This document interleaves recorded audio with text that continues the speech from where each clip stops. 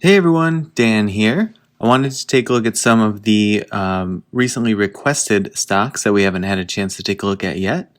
And before we get into it, if you enjoy these videos, please hit the like and subscribe button. It helps a lot. And feel free to leave comments below. That's where a bunch of these tickers came from. You can also leave tickers that you'd like me to review on Twitter. I'll put my Twitter handle in the description below. And let's get right into it. So a lot of these I have either played just a handful of times or haven't looked at recently. Some of them I have never looked at all. So I'll sort of give you an idea of my history with any of them and kind of what I'm seeing in the days and the weeks ahead. So with SOL, I have played this just once before, to my recollection, probably when it was having one of these, big run-ups.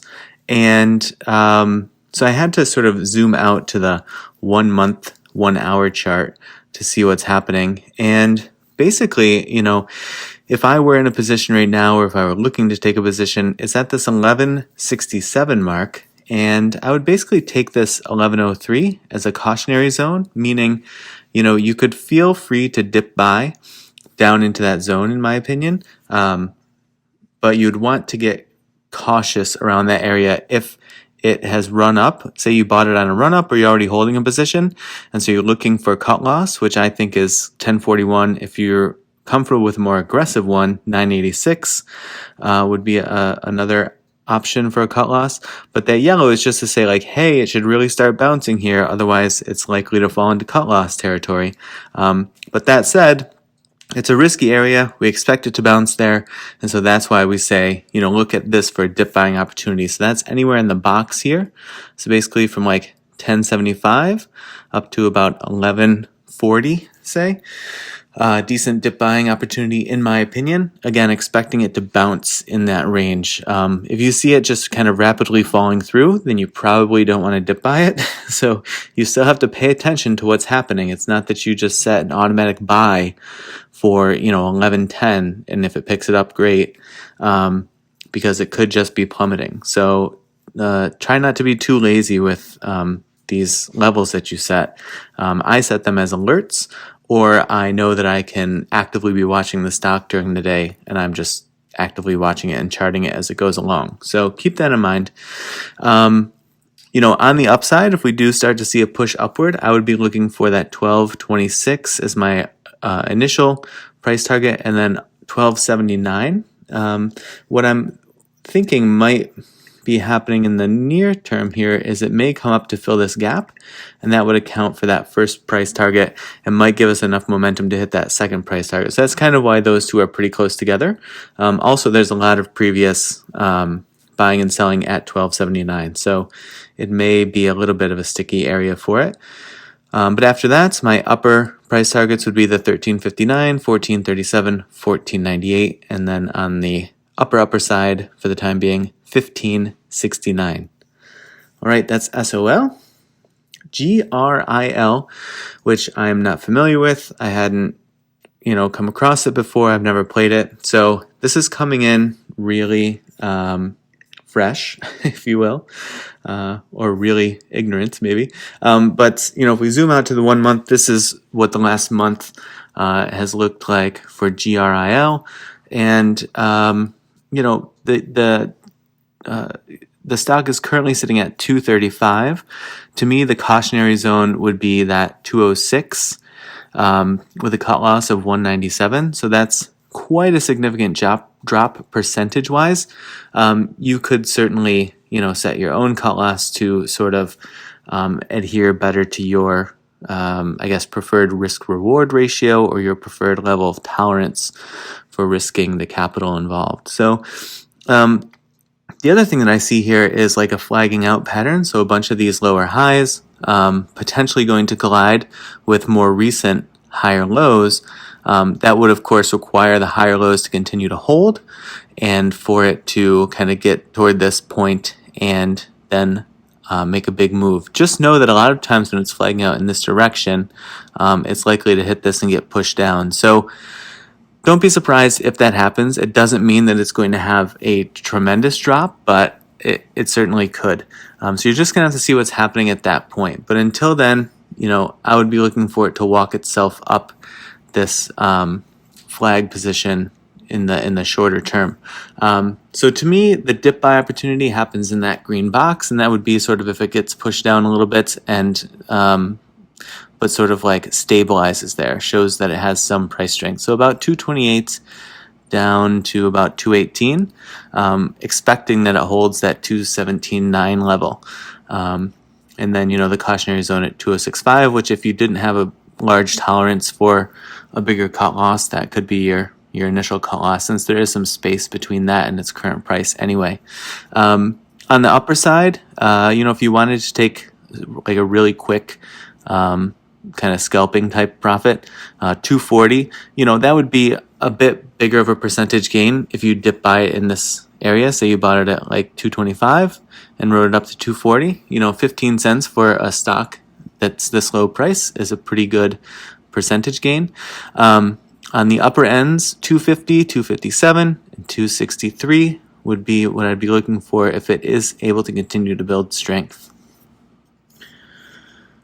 GNOG, which I also hadn't ever come across, hadn't played, but it does have a nice little uptrend going here that's been holding for 3 days. I mean, this one, day one when it started was really just it stabilizing its price from this fall. And just keep in mind, we did see that play out here as well. It got beat down and then it started to stabilize itself a little bit, showed a little bit of promise, but then still got dropped down quite a bit further. So know that could still happen, but this is a little bit more of a consistent uptrend and might be showing us a nice trend line. The thing that I would maybe look for is that it may come down to fill this gap, which may give you that's sort of like the overlap of the dip buying that I see here and here. The reason the dip goes down further is because sometimes when a price moves in either direction to fill a gap, the momentum continues on after the gap is filled. And so that may be what happens here. I also have questions of whether or not this gap actually needs filling. It may have been taken care of from this price activity here. So it may be irrelevant, or it might be a little bit something. But in any case, this to me is the dip area. Otherwise, if it continues to hold the trend line, I would see what it does at that 1437 mark. And then if it gets to flag out, see what happens at the flag out. And maybe that pushes it down into the dip buy area. Or maybe that lets it continue on this lower trend line, which would just tell you there's a lot of momentum and a lot of strength behind it. And it's probably a good one to try to catch. But always better, in my opinion, to catch it on a dip rather than try to chase it when it's moving upward. So on my upper price targets, 1516, 1601, 1691, and 1748. If it does dip down and continues to fall, 1281. Down here would be my cautionary zone.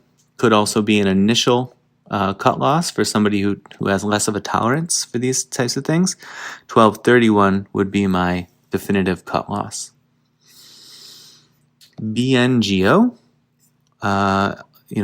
showing a very similar pattern, though it definitely has had a less clean kind of trend line up in recent days. So this, to me, it has more of a probability of getting us into this dip buy in the coming days.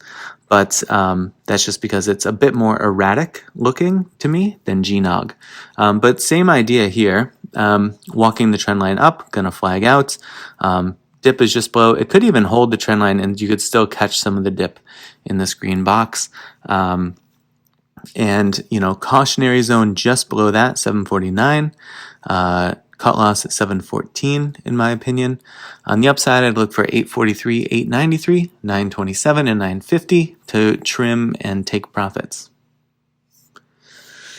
And last but not least, GNUS. So this is a pretty, I think that I played GNUS once several months ago. But I don't keep up with it terribly strongly. But this is a really unimpressive chart to me.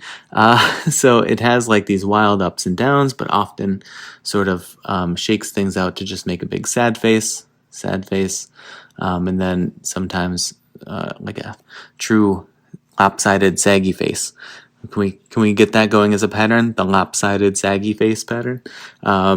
So to me, it's all the way down here at this point. So we know that it can run up, and that would be almost a 2x gain if it ran up to previous or I guess recent highs from this point. So there is a lot of potential upside, but I would temper that with like things like this that can happen where this is like in the first hour of trading, and there's a lot of hype and momentum building, and then it just immediately gets crushed down and then falls below its opening price, and it's just like a really bad sign of the stock itself having any intrinsic momentum behind it.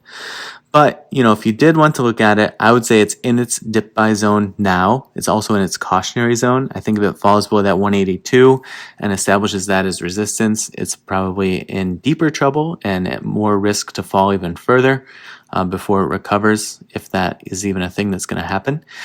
And if you do start to see some upward momentum here, 206, 218, 228, and 242 would be areas to trim and take profits, in my opinion, knowing that it can ride up and then rapidly sell off. So just be cautious with this one, obviously. But I understand folks who see the upside potential in these.